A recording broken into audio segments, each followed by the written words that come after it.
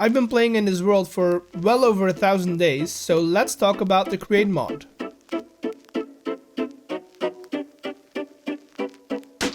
Welcome to a new video on the create world. I've been using this mod pack for well over 1,000 days, and I want to talk about what I think about it. There's also been an update to the pack, so I'll do some maintenance to the farms that we already have while we talk about the topic of today's video. Before we get into it, remember that I'll only be talking about the create mod, as I haven't gotten into any of the other mods in this pack. The first aspect that I want to talk about is the mechanics of the mod. The entire base of create is stress units and rotation. Without those, you basically have a few good looking blocks that you probably can't even craft. For one, I like the stress unit system. It really makes you think about the return on investment of certain builds. Is it worth making the state-of-the-art power plant that takes a few days for you to craft, build, and just supply it with all the materials you need? Or can you just get away with a couple of water wheels? I do think that this is an aspect that some people will either love or hate, and I could see why some people would dread the idea of having to keep up and maintain a constant production of stress units. But for me, that's all fine. While we're talking about production, we can go straight into my second point.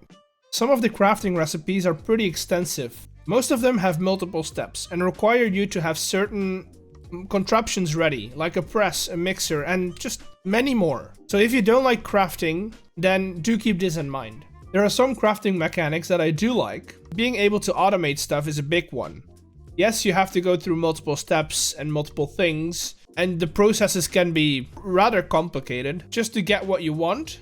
But in the end, when it's on a belt, and you just have to put in the raw materials, it's pretty fun. I also like that this mod gives you multiple ways to craft certain items. If one's too hard, you can always pick the different route. The added crafting items like a mechanical crafter is also a godsend. It can easily take care of all those complicated recipes, but it'll also do any other vanilla recipe that you would do in a crafting table. Or at least I haven't found a one it won't do.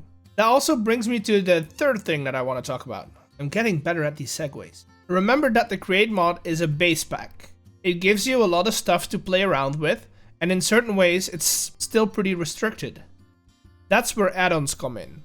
There's a ton of extensions and add-on packs that you can use to tailor the create field to your own needs. Do you like trains? There's an add-on for that. Do you like candy? There's an add-on for that. Do you want extra mechanics and extra crafting recipes? Sure, there's one for that as well. The list goes on, so look into those and feel free to mix and match.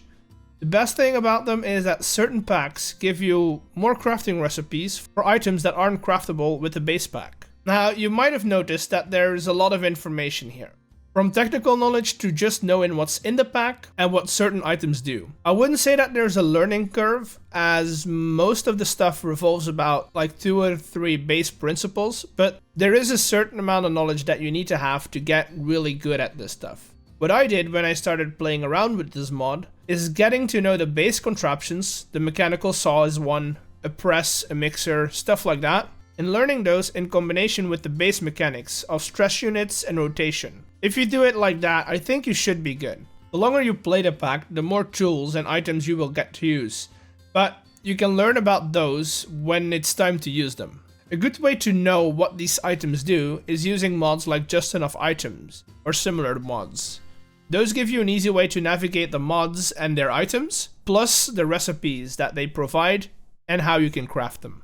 Overall, I think that the create mod and its add-ons is a pretty fun experience. It adds another level of technicality that is visually appealing, so it doesn't really matter what kind of player that you are. If you're somebody that prefers to build aesthetic buildings and stuff like that, you can nerd out on those. On the other hand, are you a more technical player and you like to play around with redstone and stuff, you can do that in this mod pack as well. The pack that I'm using is a perfect combo of those.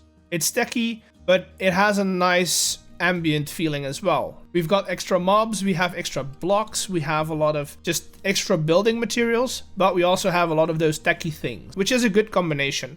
So I do have to give it to Mr. Beardstone for putting a lot of thought in this and putting it together. That being said, in the future I'll be adding 2 more mods to this pack for myself. One is World Edit, because I'm starting to plan out bigger buildings in a creative world, and I mean, it kind of helps with that. But for the survival aspect of it, I think we're gonna add apotheosis just for the features that they add to mob spawners. For me, it just means that I am able to reduce the time that I spend AFK at farms, and that time I can then spend on buildings and other contraptions, so it's a win-win situation.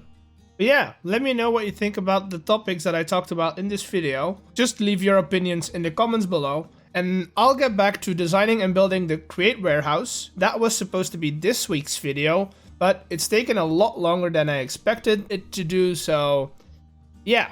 I hope you've enjoyed this little filler episode.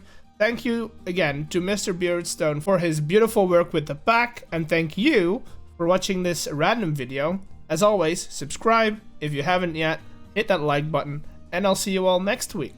Bye!